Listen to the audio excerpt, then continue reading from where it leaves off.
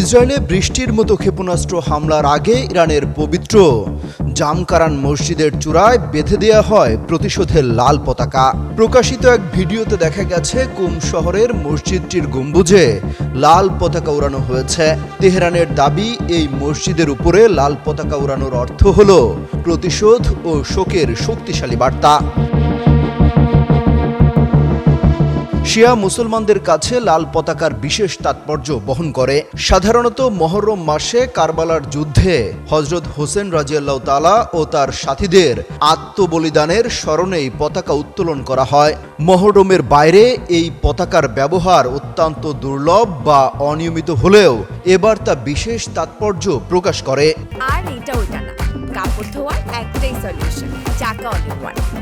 ইসলামের নবী হযরত মুহাম্মদ সাল্লাল্লাহু আলাইহি ওয়াসাল্লামের দহিত্র হুসেন রাদিয়াল্লাহু তাআলা কারবালার যুদ্ধে শহীদ হন। কারবালার সেই আত্মবলিদানই সুন্নি ও শিয়া বিভাজন সৃষ্টি করে এবং হুসেন রাদিয়াল্লাহু তাআলা ন্যায় ও আত্মমর্যাদার প্রতীক হিসেবে প্রতিষ্ঠিত হন। বর্তমান প্রেক্ষাপটে এই পতাকা উত্তোলনকে ইসরায়েলের বিরুদ্ধে শক্ত স্পষ্ট হুঁশিয়ারি হিসেবে দেখা হচ্ছে। এক্সে প্রকাশিত অপর এক ভিডিওতে দেখা যায় কুম শহরের জামকারান মসজিদে জড়ো হওয়া বিক্ষোভকারীরা ইরানের পতাকা হাতে নিয়ে ইসরায়েল বিরোধী স্লোগান দিচ্ছেন। কুম শহর রাজধানী তেহরান থেকে মাত্র 140 কিলোমিটার দক্ষিণে অবস্থিত এবং এটি ইরানের ধর্মীয় রাজনৈতিকভাবে বিশেষ গুরুত্বপূর্ণ শহর হিসেবে বিবেচিত হয়।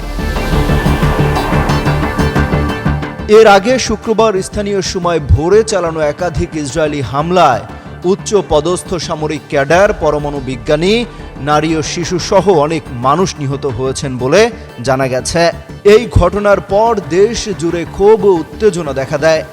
মূলত এরপরই ইসরায়েল জুড়ে বৃষ্টির মতো ড্রোন এবং ক্ষেপণাস্ত্র হামলা চালিয়েছে ইরান।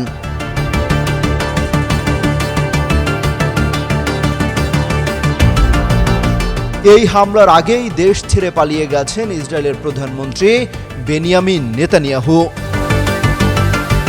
অমিত হাসান রবিন, যুগান্তর নিউজ।